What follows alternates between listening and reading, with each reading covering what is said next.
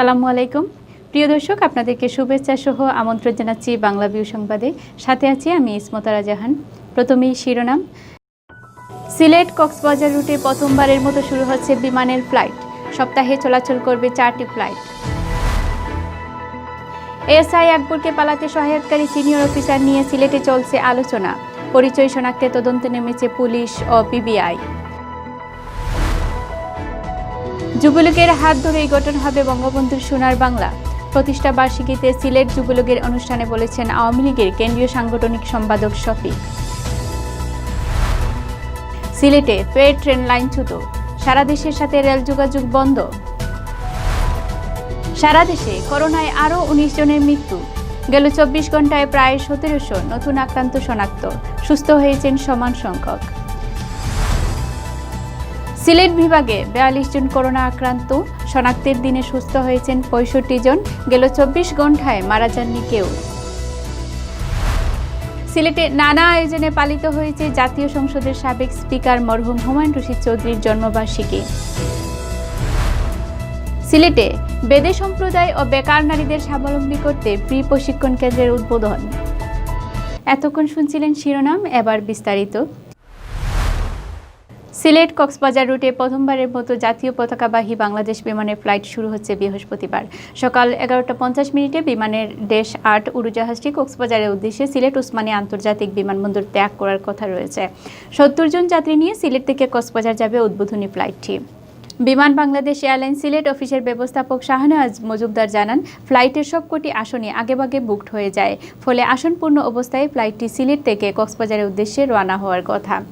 বিমানের জনসংযোগ শাখার উপমহাব্যবস্থাপক তাহেরা খন্দকার জানান, এখন থেকে প্রতি মঙ্গলবার সকাল 11:45 ও বৃহস্পতিবার বেলা 11:50 সিলেট থেকে কক্সবাজারের উদ্দেশ্যে বিমানের ফ্লাইট ছেড়ে যাবে।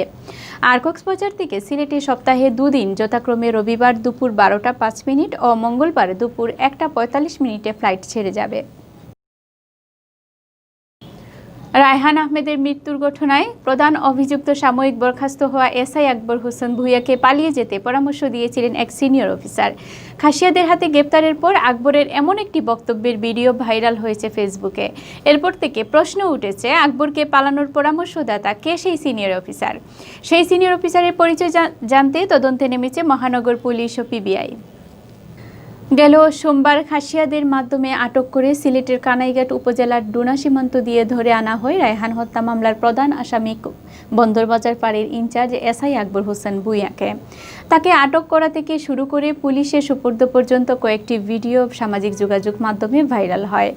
এর মধ্যে একটি ভিডিওতে দেখা যায় আকবর হোসেন ভূঁইয়া বলেছেন, আমার এক সিনিয়র অফিসার বলেছেন সাসপেন্ড করা হয়েছে, এখন গ্রেপ্তার করা হতে পারে, তাই তুমি আপাতত চলে যাও, 2 মাস পরে সব হ্যান্ডেল করা যাবে। আকবরের মুখে এমন জবানবন্দি শোনার পর সিলেটের মানুষের মুখে মুখে এখন একটাই প্রশ্ন, কে সেই সিনিয়র অফিসার? জানা গেছে 7 দিনের রিমান্ডে থাকা এসআই আকবরকে এই সিনিয়র অফিসার সম্পর্কে জিজ্ঞাসাবাদ করছে তদন্তকারী সংস্থা পিবিআই। এছাড়া রায়হান হত্যাকাণ্ডের পর মহানগর পুলিশের পক্ষ থেকে গঠন করা তদন্ত কমিটিও বিষয়টি আমলে নিয়ে সিনিয়র অফিসারের পরিচয় শনাক্তের চেষ্টা করছে। সিলেট মহানগর পুলিশের উপকমিশনার আজবাহার আলী শেখ জানান, আকবরের বক্তব্যের সূত্র ধরে তদন্ত শুরু হয়েছে। তাকে পালিয়ে যেতে কোনো ঊর্ধ্বতন পুলিশ কর্মকর্তা সহায়তা বা পরামর্শ দিয়েছেন কিনা তা খতিয়ে দেখা হচ্ছে। খোঁজ নিয়ে জানা গেছে, রায়হান হত্যাকাণ্ডের পরদিন 12 অক্টোবর বিকেল 3:57 সিটি এসবির সদস্য সুমন চন্দ্র দেব মোবাইল ফোন করেন এসআই মোহাম্মদ হাসানকে। এই সময় হাসান ও আকবর উভয়ই পুলিশ ফাঁড়িতে ছিল। ফোনে সুমন এসআই হাসানের কাছে জানতে চায় আকবর গ্রেফতার হয়েছে কিনা। এরপরই এসআই হাসান গ্রেফতারের আশঙ্কার কথা জানায় এসআই আকবরকে। তারপর তড়িঘড়ি করে ফাঁড়ি থেকে পালিয়ে যায় এসআই আকবর। পুলিশের একাধিক কর্মকর্তাদের ধারণা, সুমনের ফোনেই কোনো ঊর্ধ্বতন কর্মকর্তা আকবরকে পালিয়ে যাওয়ার পরামর্শ দিয়ে থাকতে পারেন। তাই ওই ফোন পাওয়ার পরই আকবর তাড়াহুড়া করে এসআই হাসানের কাছে দায়িত্ব হস্তান্তর করে পালিয়ে যায়। এরপর থেকেই সে লাপাত্তা হয়ে যায়।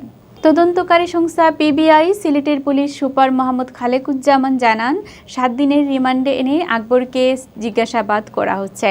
হত্যাকাণ্ডের মূল রহস্য উদ্ঘাটনের চেষ্টা চলছে। আকবরকে পালাতে কোনো পুলিশ কর্মকর্তার হাত ছিল কিনা তা তদন্তের ধারাবাহিকতায় তাও উঠে আসবে।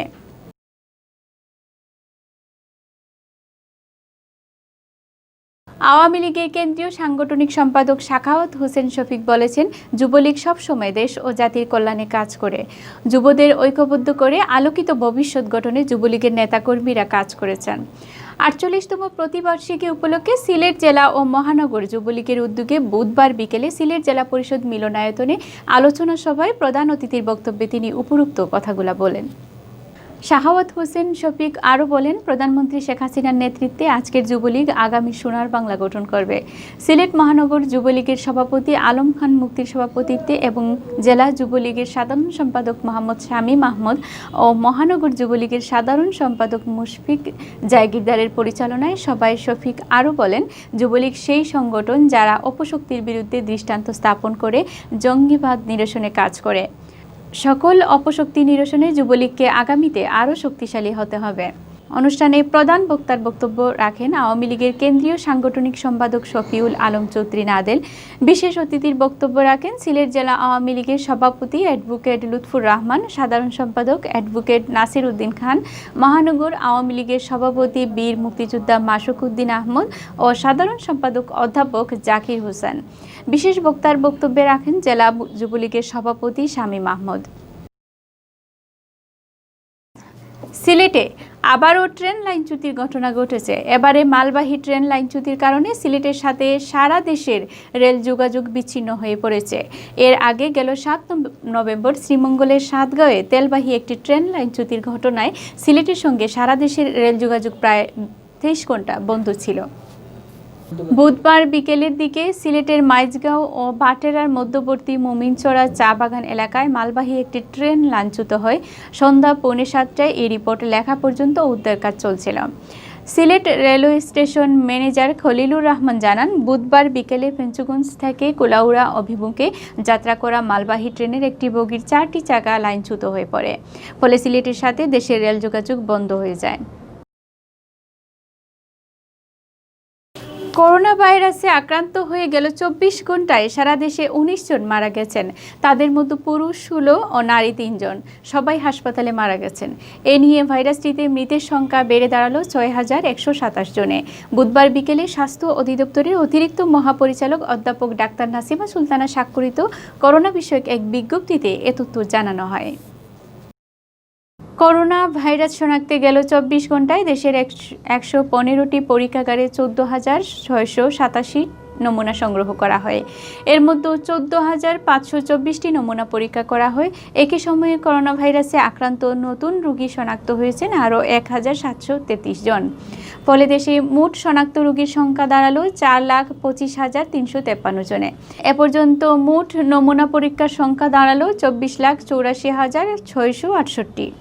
বিজ্ঞপ্তিতে বলা হয়, গেল 24 ঘন্টায় সুস্থ হয়েছেন 1,715 জন। এ নিয়ে মোট সুস্থের সংখ্যা দাঁড়ালো 3,43,131 জনে।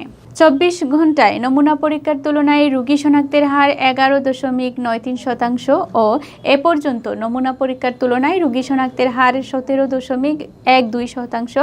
রোগী শনাক্তের তুলনায় সুস্থতার হার 80.67 ও মৃত্যুর হার 1.44%। সিলেট বিভাগে একদিনে আরও 42 জন করোনা আক্রান্ত রোগী শনাক্ত হয়েছেন। তবে স্বস্তির কথা হচ্ছে, আক্রান্ত শনাক্তের চেয়ে 1.5 গুণ রোগী সুস্থ হয়েছেন একই সময়ে। আর গেল 24 ঘন্টায় করোনায় কেউ মারা যায়নি সিলেট বিভাগে।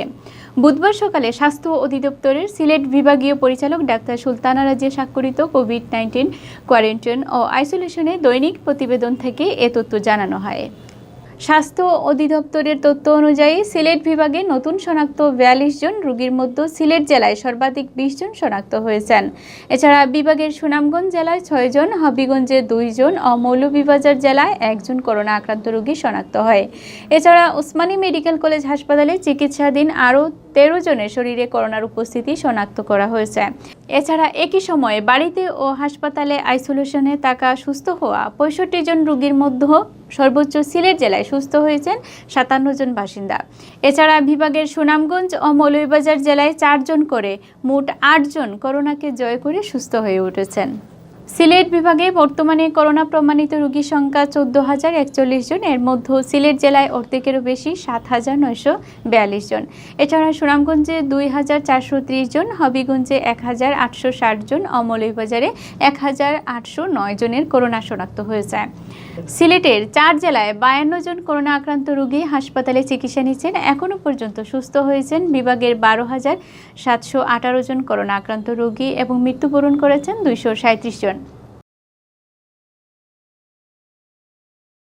সিলেটে নানা আয়োজনে পালিত হয়েছে জাতীয় সংসদের সাবেক স্পিকার মরহুম হুমায়ুন রশিদ চৌধুরীর জন্মবার্ষিকী।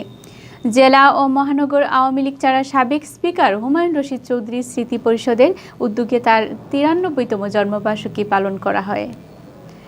এ উপলক্ষে বুধবার বাদ জোহর সিলেট জেলা ও মহানগর আওয়ামী লীগের উদ্যোগে হযরত শাহজালাল রহমতুল্লাহ মাজার মসজিদে মিলাদ ও দোয়া মাহফিল অনুষ্ঠিত হয়।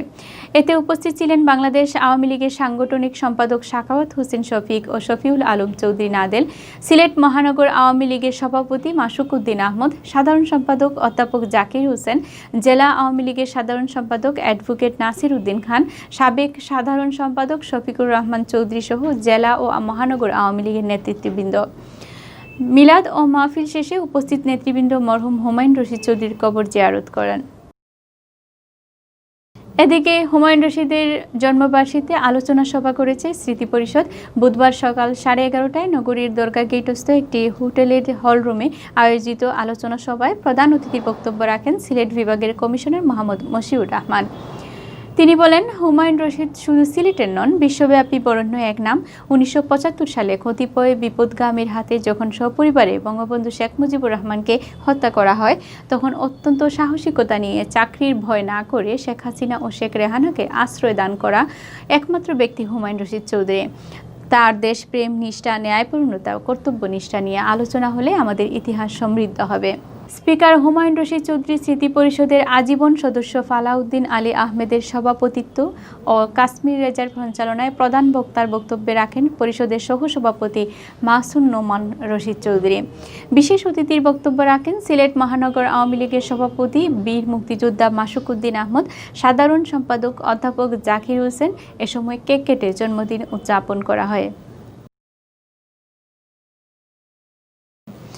সিলেটে বেদে সম্প্রদায় ও বেকার নারীদের স্বাবলম্বী করা এবং কর্মসংস্থান সৃষ্টির লক্ষ্যে যাত্রা শুরু হয়েছে উষা প্রকল্প।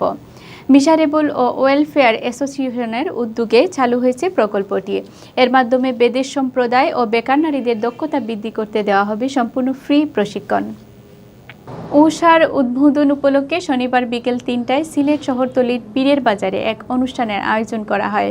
সংগঠনের সভাপতি তাসমিনা বেগমের সভাপতিত্ব ও সংস্কৃতি বিষয়ক সম্পাদক মাহাদি হাসানের পরিচালনায় উদ্বোধনী অনুষ্ঠানে প্রধান অতিথির বক্তব্য রাখেন সংগঠনের প্রধান উপদেষ্টা ও সিলেট জেলা প্রেস ক্লাবের সাধারণ সম্পাদক শাহ দিদার আলম চৌধুরী নোবেল। বিশেষ অতিথি হিসেবে উপস্থিত ছিলেন সিসিকের 19 নং ওয়ার্ড কাউন্সিলর শওকত আমিন তৌহিদ, এপিএসকিয়ান ইফতেখার হোসেন মনি, নির্মাণ উদ্যোক্তা উন্নয়ন সংগঠনের চেয়ারম্যান কাইটস মাসুদ, উসমানীনগর উপজেলা আওয়ামী লীগের মহিলা বিষয়ক সম্পাদক শামীমা আক্তার জিনু, কাব্যতরী সাহিত্য পরিষদের সাধারণ সম্পাদক শিপারা শিপা ও কোষাধ্যক্ষ রাহনামা সাব্বির চৌধুরী। এতক্ষণ শুনছিলেন বাংলাভিউ সংবাদ। এরপর প্রচারিত হবে সিলেটের আঞ্চলিক ভাষার সংবাদ। দেখার আমন্ত্রণ রইল। সাথে থাকার জন্য ধন্যবাদ।